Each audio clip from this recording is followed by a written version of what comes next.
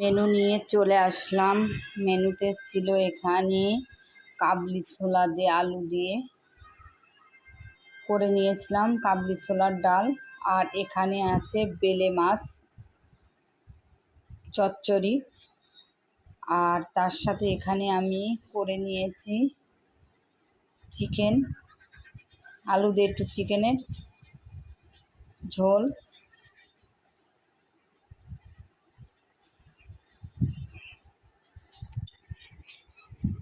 আর তার সাথে কি আছে,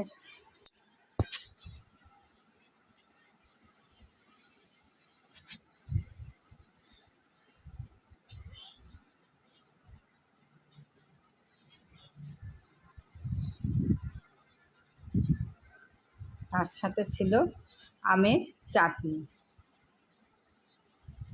এটাই ছিল দুপুরের মেনু।